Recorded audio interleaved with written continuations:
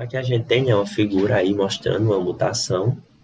Então veja que uma mutação ela é uma modificação na informação que tinha no DNA, que tinha no material genético, né? Então aqui a gente tem um DNA com a seguinte informação, né? Ele tem um C, um T e um C, né? Que são as bases nitrogenadas, citosina, timina, citosina. E aí, quando ele se transforma no RNA, ele passa essa informação, né? Ó, GAG, que é guanina, adenina e guanina. Aí, essa informação aqui, ela vai produzir o glutamato, né? E vai fazer, por exemplo, com que a hemácia seja normal. Aí a gente tem uma mutação que vai provocar, por exemplo, a anemia falciforme. Então, o que essa mutação ela faz? Ela troca o T pelo A. Então, veja que mudou uma coisinha, né? Uma informaçãozinha, mas que vai desencadear uma consequência, né? Inclusive muito grave, que é mudar o formato, né, da hemácia. A hemácia vai ficar no formato de foice, porque a hemácia ela passa a ser um círculozinho, né? Uma bolinha assim, para facilitar a movimentação dela, né? Então veja que uma mudança aqui informacional vai mudar a proteína, né? E vai mudar o formato da hemácia, tá?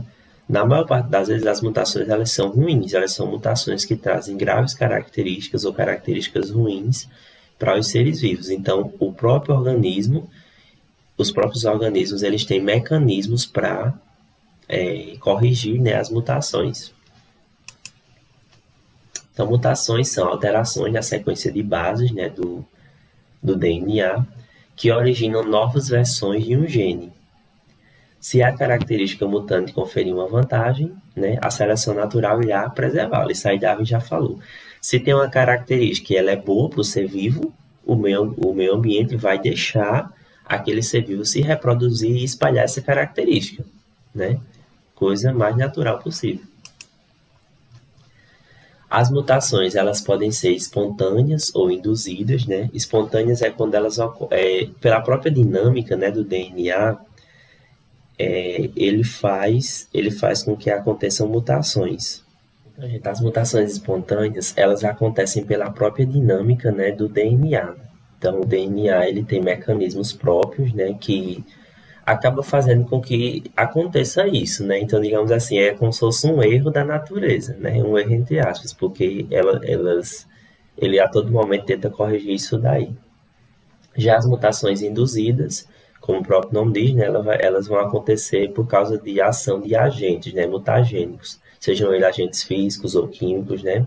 É o caso, por exemplo, da radiação. A radiação, ela pode gerar, né, mutações quando a gente se expõe à radiação, seja ela qualquer tipo de radiação que for. Temos também a recombinação gênica, né? A recombinação gênica, ela é uma mistura, né, de genes que ocorre na reprodução sexuada, né? Inclusive, essa é a maior característica da reprodução sexuada, né? Estava dando aula semana passada no primeiro ano e a gente falou sobre isso, né? Sobre os tipos de reprodução. A diferença principal é que na reprodução sexuada tem e na assexuada não, né? Então, gente, durante a reprodução sexuada, os cromossomos homólogos eles se alinham, né? Eles ficam próximos um do outro e aí eles pegam um pedacinho, né, dos seus braços e eles quebram e trocam, né? Então, essa quebra, essa troca de pedaços, né, de material genético é uma recombinação, né? Esse processo a gente chama de crossing over. Crossing over ocorre durante a meiose, né? Durante a prófase 1 da meiose. Temos também, né, a seleção natural. Seleção natural é outro fator evolutivo. Então, como a gente viu, né, na aula passada, nem todo ser vivo consegue sobreviver e se reproduzir, né? O ambiente não suporta, nunca suporta todos os seres vivos de uma população. Então, os indivíduos que têm características mais apropriadas para o meio ambiente têm mais chance de sobreviver, né, mais chance de se reproduzir e gerar descendentes. Dessa forma, né, as características desfavoráveis vão ser eliminadas, né? Então, o ambiente diz, ó, essa característica aqui ela não é boa, então ela vai desaparecer. Inclusive até provocar a morte rápida daquele ser, daquela espécie, né?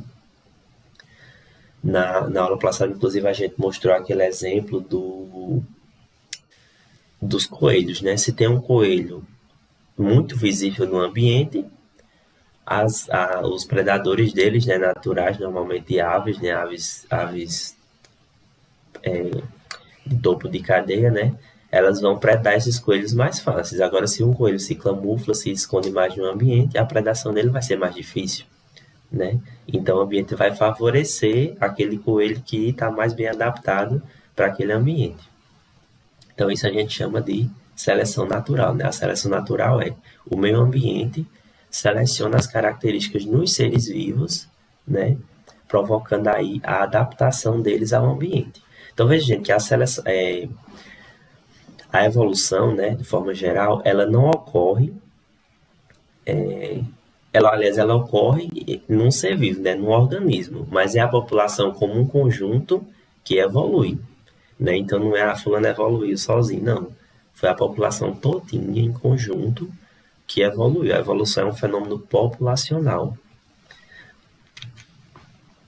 Então, a seleção natural é um processo contínuo, aconteceu e acontece e sempre acontecerá em todos os seres vivos, em todas as espécies. Tudo, absolutamente tudo. Até vírus sofre seleção natural. Vírus, fungos, plantas, animais, a gente, todo mundo, todos os seres vivos da natureza sofrem processos de seleção natural. Não é aleatório, tá? As mutações, elas são aleatórias. O DNA não sabe o que vai acontecer.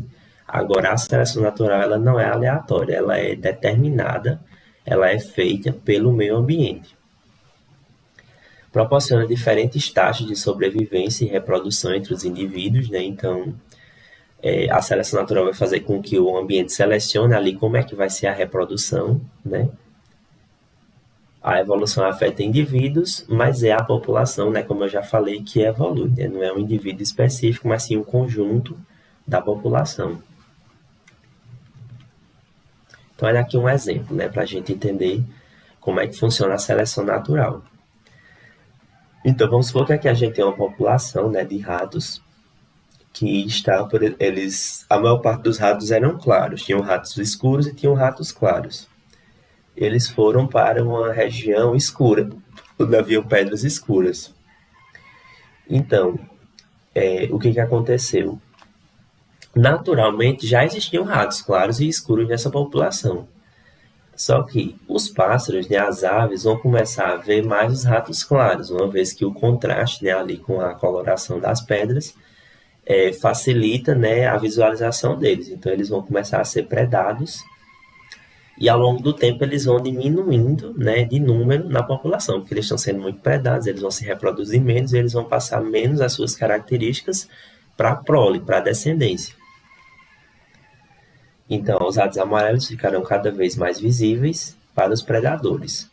Sendo assim, né, os ratos amarelos serão comidos com mais frequência que os pretos. Apenas os ratos sobreviventes vão atingir a idade reprodutiva e gerar descendência, né? E aí, na próxima geração, vão aumentando, né, na população os ratos, né, mais escuros e os ratos amarelos vão diminuindo, né? Até ou diminuir e parar ali num certo ponto, ou até se extinguir totalmente, né, desaparecer totalmente essa característica. Outro exemplo aqui, né? Esse exemplo aí, ele são com insetos, né? Insetos besouros, né, que tem uma coloração esverdeada e um que tem uma coloração amarelada, né?